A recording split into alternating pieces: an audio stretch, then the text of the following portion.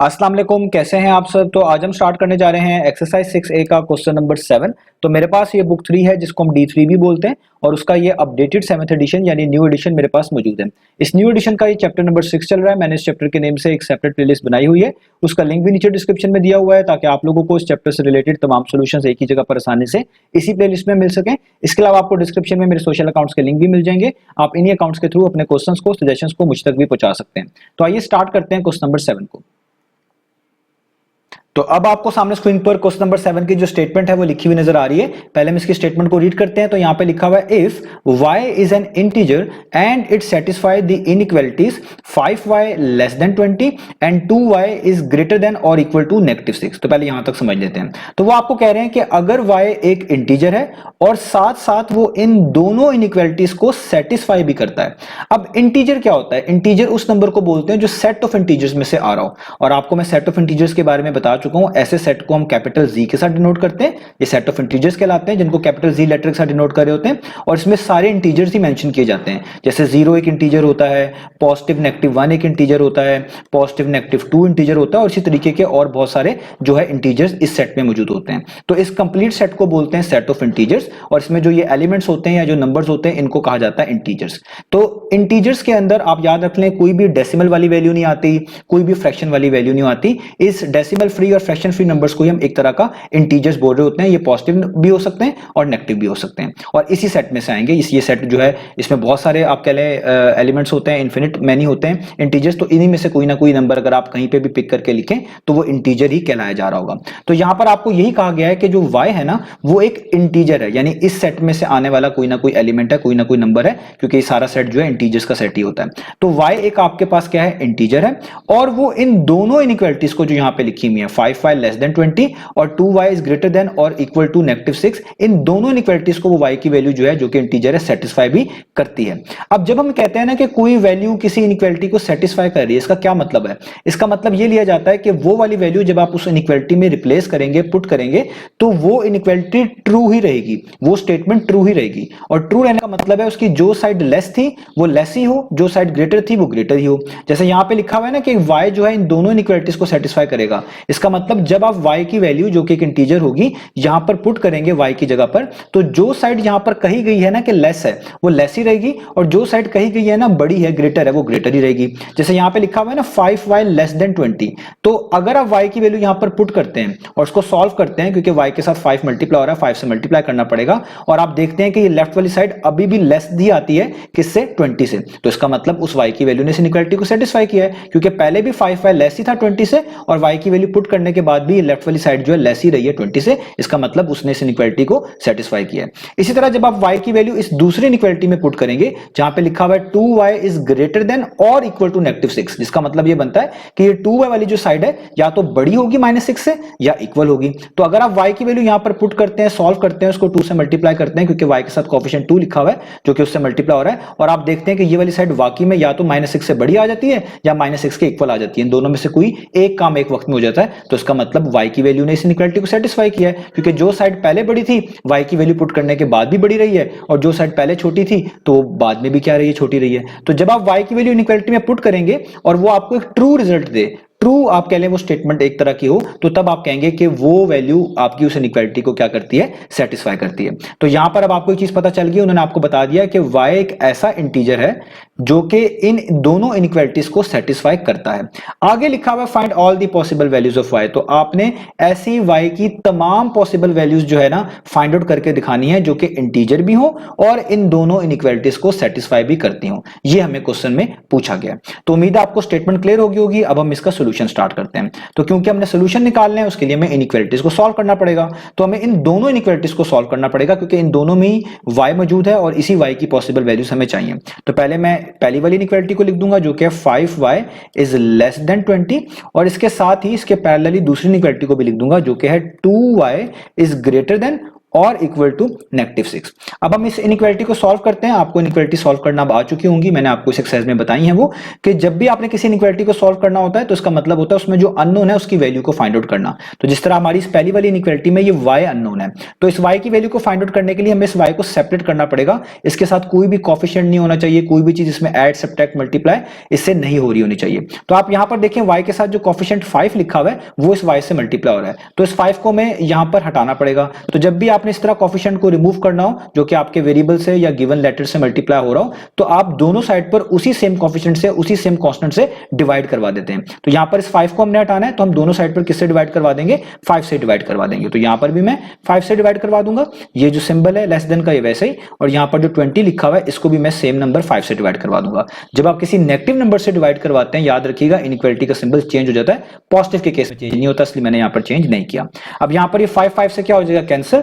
यहां पे बचेगा y, आगे लेस देन सिंबल वैसे ही, आपको पता है 5 1 टाइम्स 5 होता है, 5 4 टाइम्स 20 होता है, और यहां पे आ गया 4। तो आपने इस पहली वाली इनइक्वालिटी के तो सॉल्यूशंस का पता लगा लिया। यहां पे आपके पास आखिरी जो ये इनइक्वालिटी लिखी हुई है, ये लिखी हुई है y इज लेस देन 4, यानी इस वाली इनइक्वालिटी के वही सॉल्यूशंस हैं, वही y की वैल्यूज इसको सेटिस्फाई करती हैं, वही y की वैल्यूज इसका सॉल्यूशन है जो कि 4 से छोटी हैं। y लेस देन 4 का मतलब है जो 4 से छोटी हैं, लाइक -3 भी आप कह सकते हैं, 3 भी कह सकते हैं, 2 भी कह सकते हैं, 1 भी कह सकते हैं, सारी वैल्यूज 4 से जो है छोटी हैं। अभी हम इनको बाउंड करेंगे, देखेंगे हमने कौन कौन सी पिक करनी है जब हम दूसरी इनइक्वालिटी को भी सॉल्व कर लेंगे। लेकिन अभी आपको ये पता चल गया कि इस पहली इनइक्वालिटी के वो तमाम सॉल्यूशंस बनते हैं जो कि 4 से क्या होने चाहिए, लेस होने चाहिए। अब आगे इस इनइक्वालिटी को सॉल्व करते हैं। इधर भी आप देखें अननोन जो है वो y है, इस y की वैल्यू निकालनी है, और इधर भी साथ उसके कोएफिशिएंट 2 लिखा हुआ है, यानी 2 इस y से मल्टीप्लाई हो रहा है। तो हमने y को सेपरेट करना होता है इस तरह के कोएफिशिएंट से, तो हमें इस कोएफिशिएंट को यहां पर हटाना पड़ेगा। तो कोएफिशिएंट को हटाने के लिए उसी सेम कोएफिशिएंट से दोनों साइड पर डिवाइड करवाया जाता है। तो इस 2y को भी मैं यहां पर 2 से ही डिवाइड करवा दूंगा, और ग्रेटर देन और इक्वल टू का सिंबल वैसे ही, और -6 को भी 2 से डिवाइड करवा दूंगा। अब यहां पर 2 से कैंसिल हो जाएगा, यहां पे जस्ट बचेगा y, यहां पे ग्रेटर देन और इक्वल टू का सिंबल वैसे ही, 2 1 टाइम्स 2 होता है, 2 3 टाइम्स 6 होता है, माइनस का साइन वैसे ही, तो यहां पे आ गया y इज ग्रेटर देन और इक्वल टू -3। अब आपने इस इनइक्वालिटी का सॉल्यूशन भी निकाल लिया कि इस इनइक्वालिटी में सिर्फ वही y की वैल्यूज सॉल्यूशन के तौर पे पुट की जा सकती हैं या इस इनइक्वालिटी को सेटिस्फाई करेंगी, जो कि या तो -3 हो, यानी या तो वैल्यू -3 हो या उससे ग्रेटर हो। यहां पे लिखा हुआ है ना y ग्रेटर देन और इक्वल टू -3, इसका मतलब या तो वैल्यू -3 हो सकती है या -3 से सारी बड़ी बड़ी वैल्यूज हो सकती हैं, वही y की जो है यहां पर इस इनइक्वालिटी को सेटिस्फाई करेंगी। अब हमसे क्वेश्चन में पूछा गया था कि आपने जस्ट वो वाली वैल्यूज बतानी है जो कि इन दोनों इनइक्वालिटीज को सेटिस्फाई भी करती हो और साथ साथ वो y की वैल्यू इंटीजर भी हो। यानी हम सारी वैल्यूज नहीं लिख सकते, हमने बस वही लिखनी है जो इस पहली और दूसरी इनइक्वालिटी को सेटिस्फाई करे। अब इसको समझने के लिए ये रफ वर्क का काम है जो मैं यहां पर आपको समझा रहा हूं, ठीक है। आप यहां पर एक नंबर लाइन बना लें ताकि आपको मैं बेहतर तरीके से समझा सकूं और आप समझ सकें। ये जस्ट रफ वर्क का काम है, ठीक है, यहां पे मैं लिख भी रहा हूं, इसको आपको नीट वर्क में करने की जरूरत नहीं है जस्ट समझाने के लिए। तो नंबर लाइन में आपको पता है बिल्कुल सेंटर में क्या लिखा जाता है, 0, और 0 के राइट साइड पे सारी पॉजिटिव वैल्यूज होती है इंक्रीजिंग ऑर्डर में, लाइक आप देखें 1 2 3 4 और इस तरीके से आगे 5 इस तरह चल रही होती हैं। और लेफ्ट साइड पे सारी नेगेटिव वैल्यूज होती हैं, लाइक -1 -2 करेंगे वो और छोटी हो जाएगी, -3 करेंगे और छोटी वैल्यू, इस तरह -4 करेंगे और छोटी वैल्यू। तो आप पहले पहली इनइक्वालिटी को देखें। पहली इनइक्वालिटी जो थी इसमें था y लेस देन 4, यानी y की वैल्यू वो है जो 4 से छोटी है, 4 शामिल नहीं है, 4 से क्या है, लेस है, छोटी है। तो 4 से छोटी वैल्यूज कौन कौन सी होंगी, वो होंगी 3 2 1 -1 -2 -3, सारी जो है, -4 भी, ये सारी 4 से लेस वैल्यूज हैं। ये तो आपने भी यहां पर टिक मार्क लगा लिया। अब आप जरा इस इनइक्वालिटी को देखें। इस इनइक्वालिटी जो दूसरी वाली थी इसका क्या मतलब है कि y की वैल्यू जो है ना वो ग्रेटर और इक्वल टू होनी चाहिए -3 की, यानी या तो -3 हो जाए या -3 से बड़ी हो जाए। अब देखिए यहां पर -3 लिखा हुआ है, ये अगर आप देखिए -3 लिखा हुआ है, तो -3 से बड़ी वैल्यूज कहां पर होंगी, वो राइट साइड पे होंगी या लेफ्ट साइड पे होंगी, वो होंगी राइट साइड पे, क्योंकि -3 के राइट साइड पे जितनी भी वैल्यूज होती हैं वो सारी इंक्रीजिंग ऑर्डर में होती हैं, बड़ी होती हैं। जैसे -2 -3 से बड़ा है, -1 -2 से भी बड़ा है, 0 -1 से भी बड़ा है, आगे 1 0 से बड़ा है, इस तरह इंक्रीजिंग ऑर्डर में होती है। तो -3 से बड़ी वैल्यूज तो इस साइड पर है, ये सारी की सारी इस साइड पर है, और जो मैंने आपको बताया था कि 4 से लेस वाली वैल्यूज वो सारी की सारी इस साइड पे थी। तो अगर आप इनका कॉमन पार्ट देखें ना कि कॉमन वैल्यूज कौन सी हैं जो इन दोनों इनइक्वालिटीज के मुताबिक हो, तो आप देखें वो -3 से शुरू होती हैं। ये जो -3 वाली वैल्यू है वो आपको पता है इस इनइक्वालिटी का सॉल्यूशन भी है, और साथ साथ वो आप देखें 4 से लेस भी है, 4 से लेस होती है ना -3 की वैल्यू, यानी दोनों इनइक्वालिटी के मुताबिक ये -3 की वैल्यू होनी चाहिए। तो हम यहां पे लिखते हैं कि पॉसिबल वैल्यूज क्या क्या हो सकती है। मैं यहां पे अब लिखने लगा हूं जो पॉसिबल वैल्यूज हैं किसकी, ऑफ वाई, वो क्या क्या हो सकती है, एक तो हो सकती है -3, क्योंकि देखिए -3 4 से लेस भी है, और यहाँ पे लिखा हुआ था कि वाई की वैल्यू -3 भी हो सकती है, तो -3 तो होगी। आगे आप देखें -2 भी तो ऐसी वैल्यू है ना जो कि 4 से भी लेस है, क्योंकि y की वैल्यू 4 से लेस गई थी, तो 4 से लेस भी है, और साथ साथ वो -3 से ग्रेटर भी है। ये -2 जो है -3 से क्या होता है, बड़ा होता है। आगे आप देखें -1, ये -1 भी ऐसा ही है, ये 4 से लेस भी है, और आप कह लें -3 से जो है ये ग्रेटर वैल्यू भी है। इसके अलावा आगे 0, इस तरह लिखते जाएं 1, आगे लिखते जाएं 2, या आगे लिखते जाएं 3, और 4 नहीं लिखेंगे। 4 क्यों नहीं लिखेंगे, क्योंकि यहां पे कहा गया था कि वैल्यूज 4 से छोटी रहनी चाहिए और -3 से बड़ी रहनी चाहिए। तो -3 से बड़ी वैल्यूज और 4 से छोटी वैल्यूज -3 को शामिल करके वो लिखनी थी, तो वो यही बनती है ना, -3, -2, -1, 0, 1, 2, 3।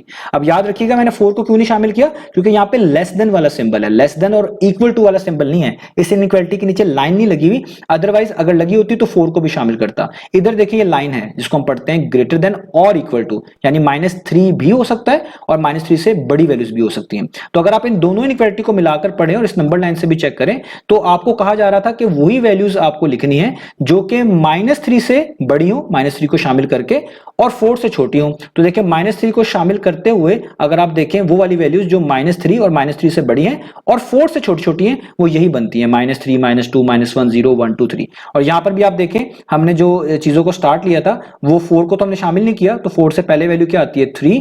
आप यहां पर देखें, और यहां पर हमने -3 को शामिल किया, तो यहां पे भी एक लाइन लगा देता हूं, तो यहां से लेके यहां तक की सारी वैल्यूज जो हैं वही आपका सोल्यूशन बनती है, तो वो यही बनती है, -3 से लेकर आपके पास कहां तक, 3 तक, क्योंकि 4 को तो शामिल नहीं करना। तो ये आपके पास पॉसिबल वैल्यूज आ गई जो कि इस इनइक्वालिटी को भी सेटिस्फाई करेंगी, इसको भी करेंगी। तो यही हमने फाइंड आउट करके दिखानी थी। तो उम्मीद है आपको सोल्यूशन समझ आया होगा। इंशाल्लाह नेक्स्ट वीडियो में मिलेंगे बाकी सोल्यूशंस के साथ।